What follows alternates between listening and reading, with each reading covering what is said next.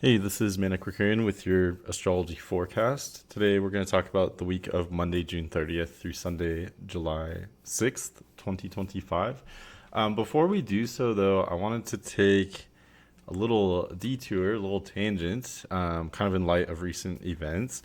I've been looking at a couple different patterns and kind of just observing things. And honestly, I don't know if what I'm about to say will make you feel more at ease or if it will make you more anxious. I'm honestly not really sure because I don't have a kind of conclusion. But I did want to show you something. So I looked at the charts for this is the chart for the first day of World War One, and this is the chart for the first day of World War Two. And you can notice a couple of patterns, and maybe you'll find some patterns that I haven't. But I did notice a couple things. One pattern is that for both of these charts, both Venus and Mars are in Earth signs. So the start date for World War II, Venus is in Virgo, so Venus is in fall in Virgo. It's really awful to have a debilitated benefic like Venus in Virgo. And then meanwhile, Mars, which is a malefic, more of a troublemaker, Mars is exalted in Capricorn. And then it's a similar but different dynamic for the first day of World War One. Venus and Mars both in Virgo. So what's interesting about this to me is that I've been looking. Usually, I'm not honestly super interested in looking at the charts for like serial killers and stuff like that. But recently, I have looked at the charts for a couple different serial killers and a couple different kind of mass murderers, and I've noticed that multiple of them have Venus and Mars and Earth signs, and so I find it funny that for both of those start dates of the world wars, they also have Venus and Mars in Earth signs. Some of you may know kind of where I'm going with this. As we look at the chart for, this is the first day of the week, Monday, June 30th. We also have Venus and Mars in Earth signs. Now, I want to be clear that alone does not mean, it doesn't mean anything, right? Like, we've had Venus and Mars both in Earth signs many, many times with no conflicts breaking out, but it still could be a pattern. I always say two is a coincidence, three is a pattern. Another pattern, though, that we can see from looking at these charts is that there tends to be major aspects between Saturn and Pluto with both of these charts. So, and neither one is exact, which I find kind of interesting. For the start date of World War One, Saturn is loosely conjunct Pluto, and it's kind of an out of sign conjunction. Technically, this conjunction hadn't happened yet. Saturn was approaching Pluto. But they are only 4 degrees apart, so it is pretty close. And then looking at the start date for World War II, Saturn's pretty close to a square with Pluto. Saturn at 0 Taurus, Pluto at 2 Leo. Another pattern too is that Pluto had just entered a new sign for both of these dates as well. So World War One, Pluto had just entered Cancer not too long before, not immediately on this day. Pluto's already at basically 1.5 degrees Cancer, but still pretty close, right? Same with the start date for World War Two. Pluto's just barely at 2 degrees Leo, so Pluto had moved almost exactly one sign between the start date for World War One and World War Two. And again, if you look at the chart for kind of these days recently, Pluto entered Aquarius way back, kind of in November of last year. But Pluto still is, of course, Pluto's very slow, so Pluto's still kind of meandering through the first few degrees of Aquarius still. I also found that interesting because that means that Pluto has basically been opposing the place where it was at during the start of World War Two. So in other words, Pluto's been at the beginning of Aquarius. It's reached that halfway point, kind of that opposition or kind of like a full moon aspect from the World War Two start date. One last pattern as well. For at least for the start of World War Two, Uranus is in Taurus. It's retrograde. There's actually a lot of retrogrades for. Well, there's a couple here for the World War One start date. Jupiter and Uranus are retrograde. World War Two, Saturn, Jupiter, Uranus, all retrograde. So a lot of outer planet retrogrades. So again, I don't know if that's a pattern or not, but it is interesting to me since we would typically associate like intense new activity with direct motion, right? But here that's not the case. For one of the largest events in world history, we have many outer planets retrograde. So that's kind of surprising. It's interesting to me. But yeah, of course, Uranus is in Taurus as I'm making this video as well. That's not going to be true for long, though. It will only be July 7th when Uranus enters Gemini. And then one last thing, I think I said that already. One last thing is that I did notice for the World War One start date, Moon is about halfway through Libra. It's actually opposing Lilith and Aries to the degree, which is kind of interesting. Looking at the start date of World War Two, Moon is semi-sextile Lilith, but it's in Aries. Both Aries and Libra are seen as potential signs of war and warfare. Aries is probably the more obvious one. Aries is the warrior, the hunter. It strikes. It's very reactionary. I actually looked at the chart for the leader of Iran, and he has Sun and Moon in Aries, which I thought was pretty interesting. So Aries is, of course, like what better sign for warfare than Aries? But Libra as well. Libra is more kind of the other side of war. It's, spying and being deceptive, or, using tact and diplomacy. Like this is, an equal part of war as well. It's kind of the, shadow side of war, I guess you could say. Libra has been called the sign of like open enemies, or, I think relationships in general, but that includes conflict, conflicted dynamics as well as, other ones. So anyway, I just thought that was interesting. And again, I'm kind of just dumping this data on you. I don't have a conclusion at all. I do think that the charts for, the last couple of weeks and for this week do seem oddly like connected to these charts. I'm not predicting anything though. I'm definitely not a fearmonger. I'm an optimist. But I just wanted to show you that. I also wanted to show you, so let's compare the chart for, this is the chart for the first day of this Israel-Iran war, June 13th, 2025. So it was about 10 days ago at the time of my making this. And what's interesting is we don't see Venus and Mars in Earth signs here. We also don't see Saturn aspecting Pluto. You could say Saturn is loosely sextiling Pluto. It is 2 degrees away, which, like I showed you with these other charts, Saturn was about, 2 degrees, 4 degrees away from major aspects to Pluto. Here, technically, you could say that's true because Saturn is 2 degrees away from making a sextile to Pluto. The sextile, though, it's typically a harmonious aspect. Like the square aspect that we saw here between Saturn and Pluto, or the conjunction that we see here. Conjunctions and squares are typically much more intense than sextiles. So that is one difference. Another difference is that although the sextile is considered a Ptolemaic or a major aspect in astrology, it's kind of considered the most minor of the major aspects, if that makes sense. Like the sextile is compared to like, a trine or a square, an opposition or a conjunction, the sextile is a little bit fleeting. It's a little bit softer. It's just not quite as intense as the other aspects. So whether you want to like kind of check that box and include it in this kind of pattern that we're establishing is up to you. But, it seems like a loose, kind of like a hint at that pattern, but it's not a square or a conjunction, right? And then again, it looks like this event is pretty tied. It seems tied to the Mars-Uranus square. Mars was almost exactly 1 degree from exactly squaring Uranus. And Mars and Uranus are definitely, I would say, the most volatile planets in our solar system, the most volatile planets in astrology. So it's not, from an astrological perspective, it's not totally, unheard of to think that a war might start during a Mars-Uranus conjunction. But again, it's interesting because although, Venus is in an Earth sign and Mars is on its way to an Earth sign here, they are not both in Earth signs like what we saw with these dates. So I just thought that was kind of interesting. However, of course, only 4 days later, though, Mars did enter Virgo.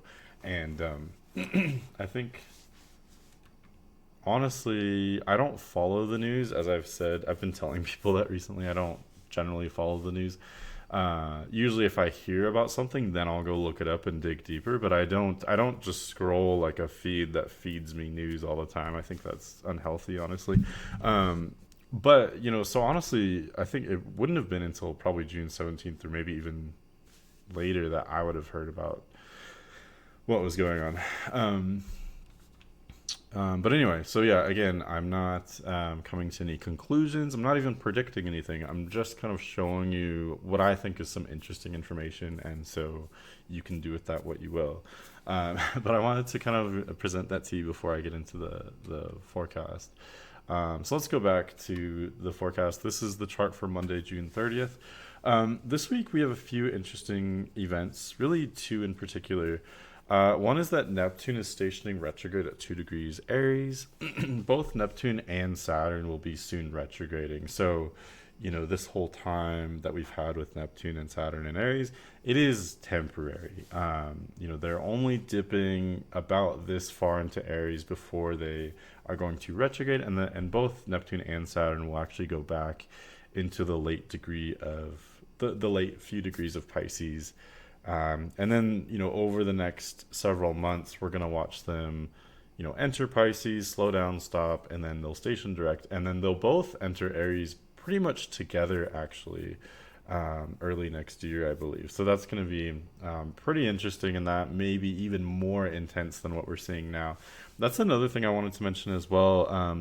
Not only do we have, Neptune and Saturn kind of changing their conditions, changing, their direction.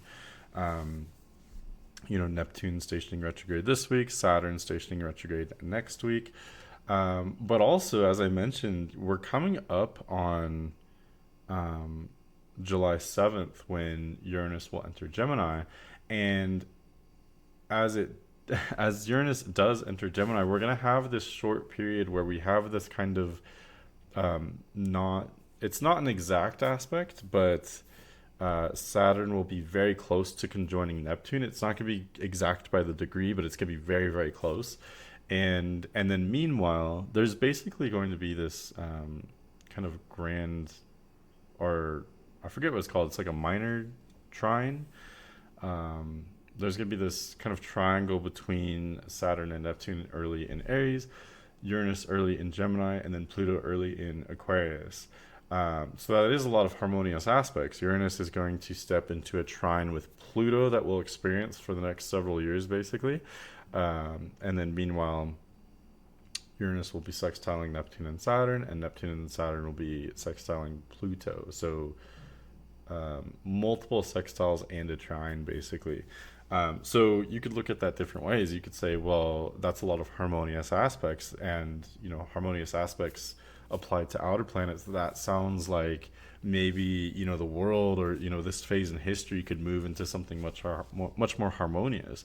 Maybe that's true. You could also interpret it as, with all these aspects in these yang signs and two air signs and a fire sign, Gemini, Aquarius, Aries, kind of all aspecting each other. My interpretation would be more to say that this would just facilitate a lot of activity in general, for better and for worse. There's just going to be much more activity, and this will continue for the rest of the decade, basically, as we see all the outer planets basically start to line up in fire and air signs. There's just going to be more action. Okay, so whether that's good or bad, it will undoubtedly be both. There's going to be a lot of good stuff happening. There's going to be a lot of, I guess you could say, bad stuff happening. It really depends on your perspective. But there's just going to be more activity in general. It's kind of like, compare that to the 2010s when we had a lot of earth and water, right? We had Neptune and Pisces for that entire decade. We had Pluto, well, pretty almost the entire decade. We had Pluto in Capricorn for definitely the entire decade of the 2010s. So a lot of yin energy, right? And so looking back at that decade, did everything happen in that decade? Was it good or bad? It's really not that simple. It's more just a kind of heavy intensity that we experienced during that decade. So that's more what I see with these aspects. Is it heavy and kind of wet and groggy and chunky like what we see with earth and water signs, or is it light and active and happening fast with fire and air signs. That's the difference. It's not so much good or bad necessarily. And yes, these are harmonious aspects, but I just see these like something I said in the last forecast is that every single person, everyone on earth is experiencing these same transits, right? So whether you're, a really light and spiritual and beneficial person and you want to help people, or whether you have, intentions that are much more based on fear, that are clouded and much darker in nature, no matter who you are or what your intentions are, you can use these harmonious aspects to facilitate whatever you want, if that makes sense. I hope that makes sense. So again, there's just more activity in general coming up on the horizon, for better and for worse. It's not you. I really don't think you can separate it into good or bad. If you like air signs, if you like fire signs, if you like action, this is going to be up your alley. I mean, either way, I would prefer the outright action over the like intense, like quiet desperation that we had the last 15 years. That being said, though, nobody wants conflict. No one, we all just want to live our lives. We want peace, right? Um, but ultimately we have free will. Anyway, so right, Neptune stationing retrograde is one kind of bullet point for this week. We also have Venus changing signs, so maybe that's kind of good considering what I just covered earlier. Venus will first. It's basically going to cross Uranus, which is kind of interesting. Um, yeah, and we almost have Moon at the end of Virgo, while so it's almost a Moon, Moon trining Venus and Uranus, but not quite. Moon will already be in Libra by that point, so that's good. Honestly, we had so many aspects last week. I'd prefer. I think we'd all prefer less activity at this time. Anyway, let me go through the day by day forecast. We'll see what we can uncover here. Starting out for Monday, June 30th. By this point, I think we've been through a lot. So I want to be really transparent. At the time of my making this, it's Monday the 23rd. I'm having to make this a little bit earlier than usual because I'm going on a trip this week.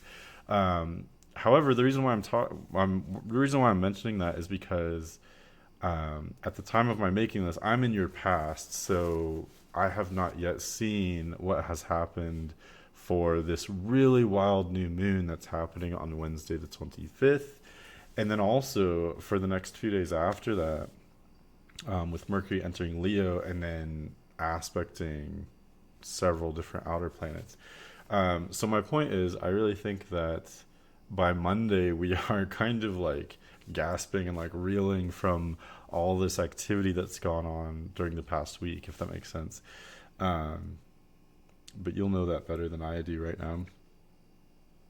But Moon, so in other words, like from an astrological perspective, even today on Monday, the 30th, Moon is still just barely leaving this conjunction it made to Mars, and Moon and Mars were just sextiling Sun and Jupiter. It's kind of like these leftover aspects from the week before. Same with, Mercury's still within orb of the trines to Saturn and Neptune as well. So in other words, Monday, there's still a lot of activity going on. I don't see Monday the 30th as a peak of energy. This is more just like, we had multiple peaks of energy in the week before, and so we're still kind of just like reeling off of that. There's still a lot of tension, a lot of activity in the air, but we're not. It's not peaking, if that makes sense. Think the energy is kind of slightly declining, although it's still very high. So I really hope that makes sense. For whatever reason, I don't know if you have any theories on this, but why would I know it's not everyone or every day that, how do I phrase this? Like, why would Venus and Mars and Earth signs be associated with mass murder or deaths or war? I know not everyone who has Venus and Mars and Earth signs is a serial killer by any means. I'm sure there's lots of lovely people out there that have Venus and Mars and Earth signs. Um, but why? What is that pattern? But whatever that is, we're still kind of in the we're still experiencing that here. So, um, Yeah, I honestly don't know why that would be a pattern. Venus and Mars and Earth signs, to me, that would just indicate, desiring stability, desiring, we want things to be straightforward. We want practicality. We want to invest in things that are maybe kind of conservative in nature, or we want to invest in things that are stable, practical, straightforward, things that are tangible, things that make sense from face value, if that makes sense. So why would that be associated with deaths? I'm not really sure. But yeah, Monday we're still dealing with a lot of intensity from the week before. Tuesday the first, Moon finally leaves Virgo and enters Libra. um, I I would almost look forward to this because normally I would say, oh, good, Moon's moving away from Mars. Moon is typically much more peaceful in Libra, I would say, even than Virgo. Moon in Libra is, it can be very harmonious. Like, people who have Moon in Libra natally, they think before they act. So Moon in Libra is typically, really, really pleasant transit. However, this week is a little bit different because the sun is at 10 degrees Cancer. This means that as the moon moves into Libra, it's going to make a first quarter square to the sun. This first quarter square will become exact on Wednesday, but we're really going to start to feel it even as early as Tuesday. So it's kind of like, Monday and Tuesday are like, the energy is just so high still. It wants to go down, but then as soon as it barely starts to dip down, it starts to ramp back up with moon entering Libra, as we approach that first quarter square aspect. The first quarter moon, I would say, is always it tends to be the most volatile part of any lunar cycle. And that's because the first quarter square marks the time when something is being, whatever was planted 1 week prior during the new moon kind of blossoms, and it starts to like disrupt things by the time of the first quarter moon, if that makes sense. And I think this is particularly interesting considering how wild the new moon was last week. The new moon, if you remember, it was at 4 degrees Cancer on Wednesday the 25th, and it made many, many aspects. It sextiled Mars, it made a yod with Pluto and Mars. It also squared, the new moon also squared Saturn and Neptune, and the new moon was conjunct Jupiter as well, with Moon in domicile in Cancer and Jupiter exalted. So, in other words, like a lot of lingo just to say that, it's very rare to have a new moon make so many aspects. Like almost all the planets were involved with this new moon through these various aspects. So, my point is something really, really new and different, kind of like the seeds were planted on Wednesday the 25th, if that makes sense. Like something new is coming from the ether. There's a really intense new phase that is starting. And so the seeds were planted. So something was kind of like entered our subconscious, or entered kind of our perception of the ethereal world. Like something was coming from the ethereal on the 25th in a really powerful way. So whatever that was, it's going to grow, it's going to kind of grow feet and start walking around, so to speak, by, Tuesday the 1st, but especially Wednesday the 2nd with the first quarter moon. So, if you use the seed analogy, the seed kind of ruptures, it disturbs the earth, it makes space for itself because there's this new thing, this new pattern, this new energy disrupting things. So hopefully that makes sense. Um, so yeah, in other words, Tuesday is a transition, but Tuesday, you'll be able to sense like there's something new on the horizon again. We've been blasted by these waves of energy recently. So there's yet another one coming now. Going to Wednesday, July 2nd, the first quarter moon will occur at 11 degrees Libra. So as you probably know, moon at 11 Libra squares sun at 11 Cancer. Yeah, it's always pretty, intense when we have both sun and moon in cardinal signs, and squaring each other like this, because cardinal signs are very independent. They all the cardinal signs are leaders. They assert themselves. They assert a kind of agenda. What's interesting though about Cancer, where the sun is, Libra, where the moon is, Libra and Cancer are not as obvious leaders as Capricorn or Aries are. Capricorn and Aries lead directly. They lead in a very top down, kind of authoritative way. It's very straightforward. With Libra and Cancer, it's a little bit more tricky. At first glance, you may not think that they are leaders. They tend to be a little bit more reserved, a little bit more passive for sure. They're actually some of the most passive signs of the zodiac. So, how are they leaders? Libra and Cancer are leaders through thought. So, Libra is air, so it leads through thought and through diplomacy, through matters of air. Cancer leads through matters of water, so that would be through emotion basically and through intuition. So in other words, Cancer and Libra are both kind of master manipulators if they choose to be. They know how to kind of I was just talking about this recently actually. So both Libra and Cancer know how to assert themselves in a way that they can assert themselves without alerting others to the fact that they are asserting themselves. Does that make sense? So, in other words, Libra and Cancer are excellent at kind of perceiving the status quo and seeing how others are thinking and feeling and asserting something that is in line with the current thought and feeling, but also kind of in doing so, they're introducing something new. So, I hope that makes sense. The reason why I'm talking about all that is because this is what we're experiencing on Wednesday. There is something new starting, but it's not simple. um, there could be, people or powers that are acting in a way that is diplomatic or very tactful or subtle or even you could say manipulative. There could be ulterior motives or, hidden agendas. It's very tricky. Like Libra and Cancer are, Libra in particular, like they're really thinking about the long game.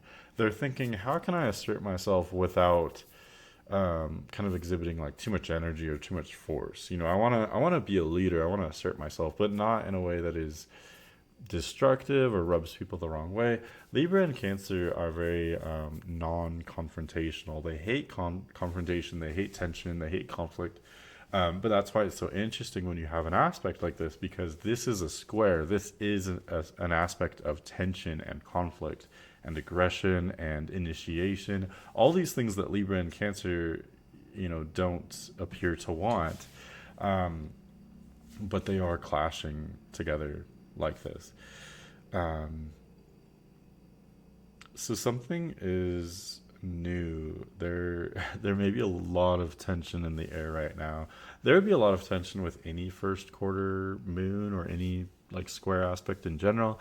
Um, but especially like, how do I put this? With the Cancer Libra square, the fact that both of them is resistant to tension can actually make this more tense. If we were to combine two signs like let's say Virgo and Sag, who are both open, well, they both are capable of seeing like multiple perspectives, and they're both also very direct. They're truth seekers, right? Virgo and Sagittarius are. So a square between like two different signs like Virgo and Sag would be much more.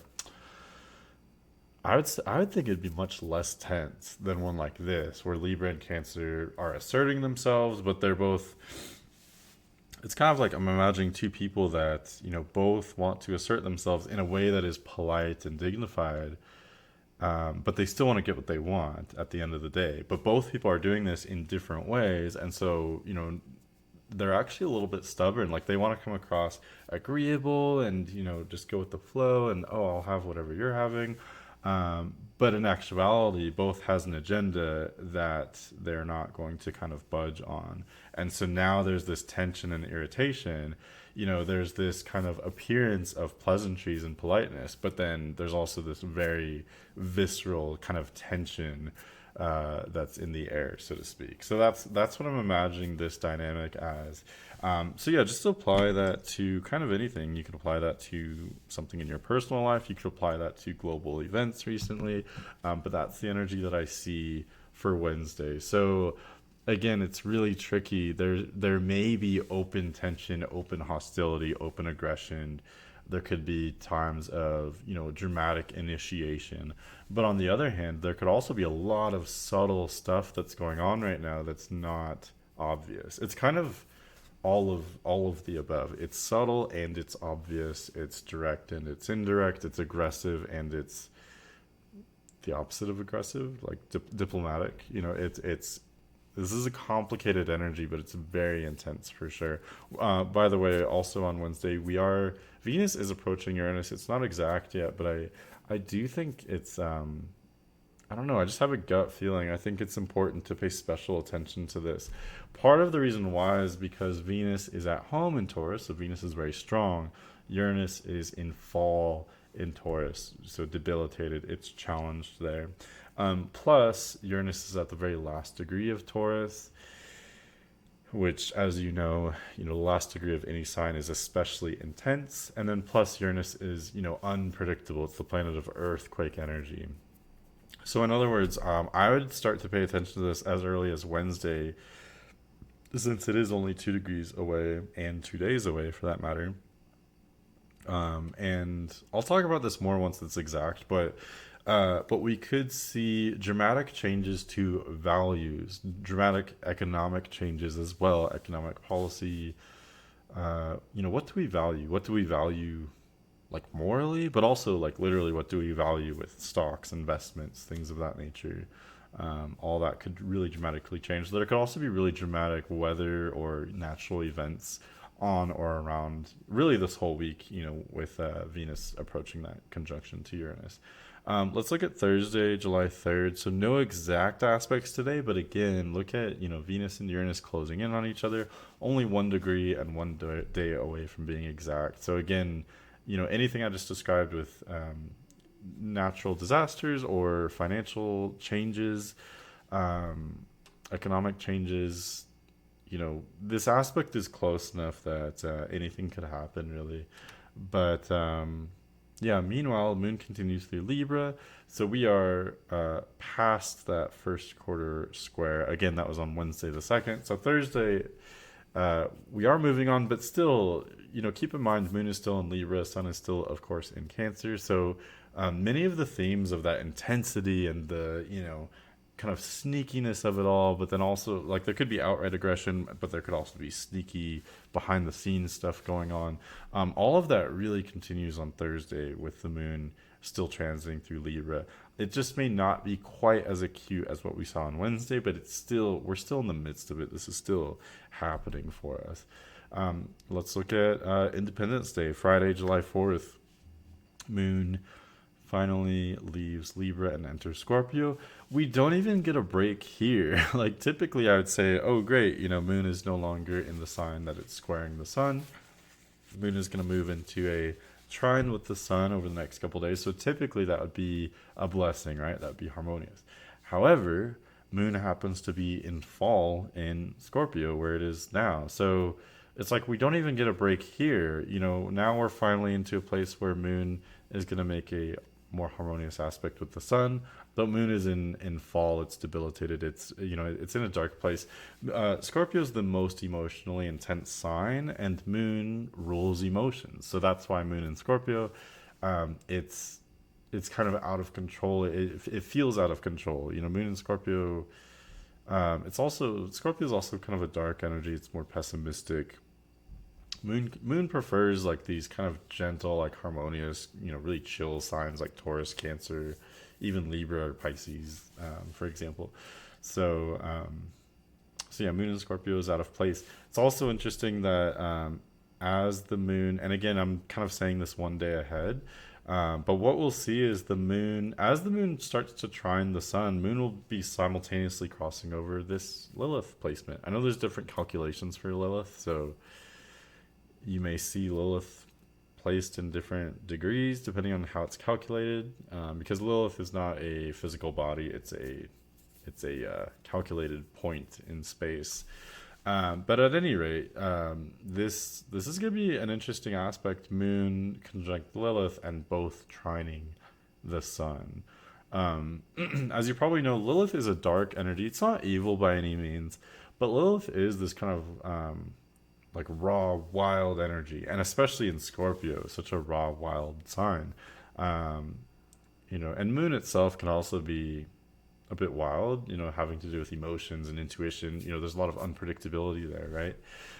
So with Moon crossing over Lilith, it is channeling this really dark energy, trining the Sun. Yes, the trine is a harmonious aspect, typically very stable and very fun and upbeat. However, we're channeling in this like these dark scorpionic Lilith and Moon energies, channeling that to Sun and Cancer, which even Sun and Cancer can be pretty kind of melancholy itself. Um, so again, I'm not fear mongering, but I do think that it's definitely dark to say the least. I don't know if it's I wouldn't say it's an evil energy. I don't think these energies are evil, um, but dark for sure, for certain. The plus side of this is that we may unleash something like wild within itself, within ourselves. But that in itself it's unpredictable. Is that good or bad? It's really hard to say what's going to be unleashed. How destructive is it, or is it destructive? We could see kind of a raw side of ourselves that we haven't seen before, or that maybe we prefer not to see. But it's kind of coming up for us to look at. And again, this is not exact on Friday. It's just kind of beginning on Friday. It's really going to peak more on Saturday. But anyway, Friday, there are a few different things going on. Um, so let's talk about Venus. So early on Friday, Eastern Time, Venus conjoins Uranus at the end of Taurus. So again, look out for any kind of really dramatic changes to fiscal policy, finances, economics, values, not just financial values, but moral values as well. Like attitudes and priorities could be shifting really dramatically, and there could be something completely new coming out of apparently nowhere, in regard to all these things. Plus, the natural weather events, natural disasters as well, are more likely with the Uranus aspect like this in Taurus. But honestly, I'm excited for Uranus to enter Gemini. We're really close. Look how close. Uranus is not just at the last degree of Taurus. It's at 52 minutes, which means it's at the last, pretty much the last part of the last degree of Taurus. It's ready to move out. So finally, Uranus will not be in fall anymore. Just barely, a week and a half. No, not a week and a half. Just a few days from the 4th on the 7th. Anyway, Venus enters Gemini immediately after that conjunction to Uranus. So, you can see just by noon Eastern time, Venus has already conjoined Uranus and entered Gemini. So that's just how fast this kind of happens. And with Uranus and Gemini, of course, the priorities, what we value, what we admire changes whenever Venus changes signs. With Venus in Taurus, we may have wanted stability, which again is interesting going back to these like World War charts. Why would world wars start with Venus in an Earth sign? That's a riddle I'm honestly wondering. So if any of you guys can help me out with that, I'd be really curious to hear your thoughts. But anyway, Venus in Taurus would suggest we want to go back to the basics. We want physical pleasures.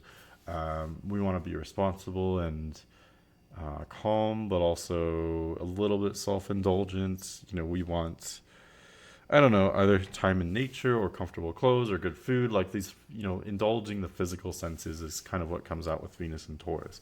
So now we're leaving all that. With Venus and Gemini, the desires become a little bit more non-physical. They become more intellectual in nature. Venus and Gemini shows we want a little variety. We don't want the same thing all the time. Let's mix it up a little bit. I also find it interesting that now with Venus and Gemini, both Venus and Mars, these are kind of like the planets of pleasure as I see them. But with Venus and Mars in Gemini and Virgo respectively, they're both ruled by Mercury. So in other words, like everything having to do with our pleasures and what motivates us and what we admire, it's all very mercurial right now. It's very intellectual. We value information. We value being informed. We want intelligence and we want variety right now as well. So that's what it's showing, starting on the 4th of July. Also today, Friday the 4th, Neptune stations retrograde at 2 degrees Aries. So again, I kind of view this as like, Neptune and Saturn are they're very uncharacteristically buddy right now. They're moving together. They've been hanging out a lot lately, right? They're kind of an item at this point. So first, Neptune stations retrograde. Saturn will do so very shortly as well. We'll talk about that in the next week's forecast. But yeah, I really view them as functioning basically as a unit. You know, both Neptune and Saturn have stepped into Aries, and they've said, "Hey, we want to really shake things up." You know, the world just hasn't been wild enough. We need to really shake things up. And both Neptune and Saturn in Aries are saying, they're kind of saying that, you know, there's these new perspectives coming out, new idealistic and sometimes, you know, brash perspectives. Like, we want to really change things. Honestly, I think at least the American public has wanted to change things for quite some time. That's what, you know, Barack Obama ran on, was hope and change back in, you know, 2007, 2008, before his first presidential term. So anyway, my point is, we've wanted change for a very long time. Now this is really hitting the fan, with Neptune and Saturn in Aries. But with Neptune stationing retrograde, now I would think we're kind of pumping the brakes a little bit. What is this new world that we're stepping into? Do we actually want all this change and this action? Like, what is going on? We need to chill out for a second. We need to pause and take a step back. So that's what Neptune and Saturn are in the process of doing. And again, this is, you know, outer planet retrogrades, outer planet anything tends to take a long time, like outer planet transits, outer planet aspects, outer planet retrogrades. These things take months, you know, or, I mean, retrogrades don't take years, but outer planet activity takes months or years rather than days or weeks or what have you. So this retrograde will take months, and it'll be months until, you know, gradually Neptune and Saturn will re-enter Pisces. They'll gradually slow down and stop there, and then gradually they will re-enter Aries at the beginning of next year. But we'll talk more about that later.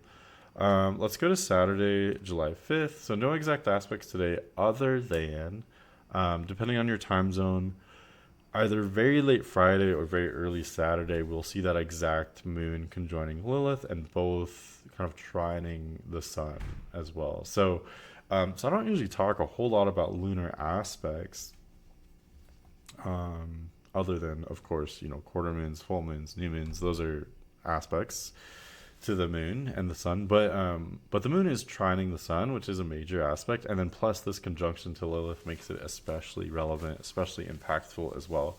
And then also, you know, anytime a planet is in fall like this, it adds special meaning as well.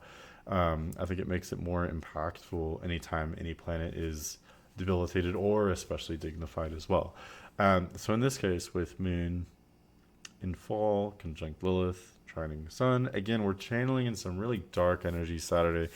It doesn't have to be bad. It doesn't have to be evil. Dark could just mean something that was hidden, or, you know, maybe something that was a little taboo or we felt wasn't accepted. Maybe, you know, sometimes it's a trigger reaction to, like, let's say there's part of ourselves, a personality trait, for example, that we view as not accepted by people around us. We may subconsciously push that down and not even realize it. You know what I mean? So it could be like dormant things like that are coming to the surface with this type of aspect. Different emotions we may have not wanted to feel or not been aware of, or different kind of intuitive messages that we may have not wanted to be open to before, may be kind of bursting through on Saturday. It also looks pretty interesting on Sunday. Actually, before I get to Sunday, I would say for the weekend in general, the weekend is dominated by this moon in Scorpio trining the sun and moon crossing over Lilith. So everything I'm talking about now is really dominating the whole weekend. So I'd say suddenly there's a lot of emotion. I mean, there's so much going on right now. I think our nervous systems are fried, and we're feeling a lot, right? So these water signs, there's a lot of feeling right now. There's a lot of, I think there's this theme with water signs where things become distorted. Like, for example, like in literally in water, like if you go to the lake, I've noticed this especially with clear water, like where I am. There's a certain lake that's known for its clear water, and And the clear water actually becomes more confusing. You can't perceive depth at all. Like, even though you can see so much under the water, but you can't tell how far things are, right? So that's, kind of a theme with water signs. They are very perceptive, but I think sometimes water signs have a hard time discerning, like, the weight of things, or the proportion of things. Things can become distorted or warped with water, if that makes sense. Things can appear larger or smaller or whatever. So my point is, with Sun in Cancer being trined by Moon in Scorpio, um, we may feel a little bit, I guess you could say, delusional. Like, we might be paranoid and have these, like, grandiose fears, or we could go the other direction and say, no, everything's fine, and be really optimistic. Like, even Scorpio is capable of these extremes. Like, Scorpio isn't just pessimistic. Scorpio can swing the pendulum to the other side and be extremely optimistic. Like, whatever Scorpio does tends to be very extreme one way or the other, right? So that, I would say, is the pattern for the weekend. It's just going to be hard to discern things, um, which is interesting, because with Venus and Mars in the Mercury signs, we want to be able to discern things. That's what we value. We're looking for someone to make sense of things. We're looking for the facts, right? It's just so difficult. Like, in this day and age, there's no trusted source that you can point to and say, this is the news I follow, and they're always right, and they always fact check everything, and they're always good. I can't point to a source like that, and I definitely can't point to a source that we can all agree on as serving that way. So it's really interesting. Like, we want this thing that we kind of can't have, and it's not in line with the current transits, if that makes sense. Um, we want what we can't have right now, I guess. So going to Sunday, the chart is a little similar. Venus and Mars are, of course, in the same signs. Moon is even still in Scorpio for most of the day, for most of the time zones in the west part of the world. However, um, a couple things today. So, excuse me. So one is that as the moon approaches the end of Scorpio, kind of late in the day, Sunday Eastern time, Moon makes an opposition to Uranus. So Uranus at the end of Taurus, Moon at the end of Scorpio, they are opposing.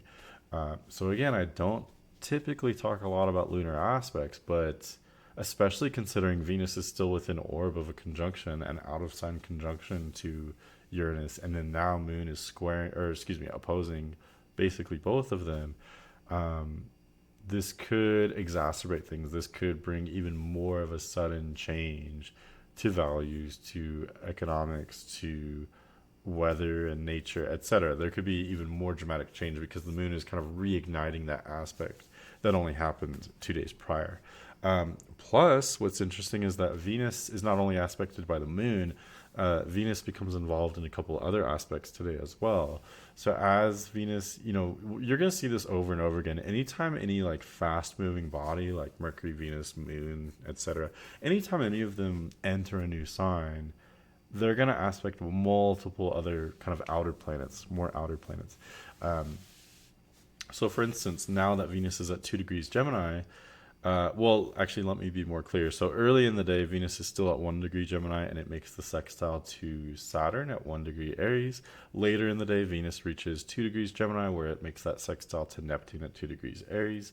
And then what we'll see technically on Monday the 7th is Venus at 3 degrees Gemini, trining Pluto at 3 degrees Aquarius. So in other words, we're basically within orb of Venus sextiling Saturn and Neptune, and trining Pluto, and being opposed by Moon. So suddenly Venus is, like, stealing the show. Venus is the center, kind of everything. Venus is making so many aspects. She's not usually this popular. Usually it's Mercury that's making all the aspects, right? But Venus is kind of saying, like, hey, like, I've got actually a lot of information. I'm over here in Gemini. I've got a lot going on here. So again, I'd be really, really curious about, what is the information that is spreading, because Venus isn't Gemini after all. Gemini is kind of the sign of informational exchange, I guess you could say, maybe technology as well. But also Venus has to do with, finances, values, what we admire, etc. So I would imagine there may be really dramatic changes in these types of areas on and around Sunday. And again, this is going to continue on Monday too, because all these aspects will be within orb Sunday as well as Monday. Even the moon is going to be, transiting early Sagittarius on Monday, so it'll still be loosely opposing Venus. So in other words, yeah, we're gonna see a lot more intensity. We're only just getting started, by the way. Like there's gonna be a lot of Yang outer planets, a lot of activity for the rest of the decade. I knew that this would happen, but I didn't know what was the new activity gonna be. Kind of like what I'm saying now. I know there's gonna be more activity, but what is it gonna be? I knew last year that this late spring and early summer things would become really dramatic. There'd be a lot of activity. I just didn't know specifically what it was. So I don't know. So I'll just give you, as much as I can, as I always do, and I hope it helps you. I am still learning myself, so if you have any insights, please feel free to share them. I know you guys know a lot. Those of you that listen to these forecasts, you know your stuff when it comes to astrology. So, but anyway, that's what I've got for you for this week. Next week, I'm more excited for Uranus entering Gemini in this next week's forecast. I'm more excited for that than probably any astrological event that I've ever experienced in my 13 years of studying astrology. I'm more excited for this than Pluto entering Aquarius. I'm not sure exactly why. I think maybe because I think Uranus has a special relationship with Gemini. It's technically not at home or exalted, but I think Uranus is very strong in Gemini. And I also know that America was kind of born, the Declaration of Independence was written with Uranus, I believe, at 8 degrees Gemini. So we're coming up on America's Uranus return. I'm going to talk a lot about that in the next week's forecast. Next week, we also have Saturn stationing retrograde and a full moon. So yeah, I hope this forecast helps you. Let me know if I can help you with anything, as always. Otherwise, have a great week, and I'll see you next week.